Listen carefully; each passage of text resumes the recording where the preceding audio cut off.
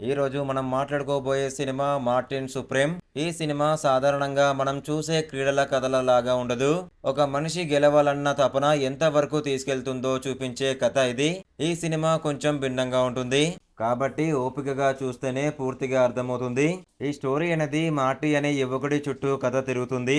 అతనికి ఒకే ఒక్క లక్ష్యం, ప్రపంచంలోనే గొప్ప ఆటగాడిగా పేరు సంపాదించాలని. కానీ మార్టీ చాలా అహంకారం ఉన్న వ్యక్తి. ఎలా అయినా గెలవాలి అన్న తపనతో కొన్నిసార్లు తప్పు నిర్ణయాలు కూడా తీసుకుంటాడు. ఒక ముఖ్యమైన పోటీలో ఓడిపోయిన తర్వాత అతని జీవితం పూర్తిగా మారిపోతుంది.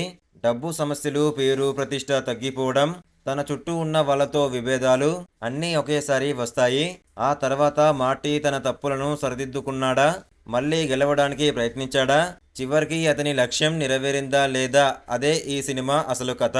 మార్టీ పాత్రలో నటించిన హీరో చాలా సహజంగా నటించాడు. కొన్ని సన్నివేశాల్లో కోపం, అహంకారం, బాధ అన్నీ చాలా నిజంగా కనిపిస్తాయి. ఈ సినిమా సాధారణంగా ఉండే క్రీడల సినిమా లాగా ఉండదు. కొన్నిసార్లు గందరగోళంగా కూడా అనిపించేలా చూపించారు. పాతకాలం నేపథ్యం చాలా సహజంగా చూపించారు. కెమెరా పని, నేపథ్య సంగీతం సినిమాకి ఉత్కంఠను పెంచాయి. మైనస్ పాయింట్స్ ఏంటంటే కొన్ని సన్నివేశాలు త్వరగా జరిగిపోవడం వల్ల కొంతమందికి పూర్తిగా అర్థం కాకపోవచ్చు. మార్టీ చేసే కొన్ని పనులు ప్రేక్షకులకు అసహనం కలిగించే అవకాశం ఉంది. మధ్యలో కొన్ని సన్నివేశాలు లాగినట్టు అనిపించే అవకాశం ఉంది.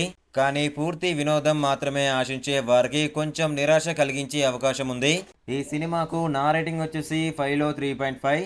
ఈ సినిమా మీకు ఎలా అనిపించింది? మీ అభిప్రాయాన్ని కామెంట్లో తప్పకుండా చెప్పండి. ఇలాంటి బెస్ట్ మూవీ రివ్యూస్ కోసం మా ఛానల్ని లైక్ చేసి సబ్స్క్రైబ్ చేసుకోండి. Thank you.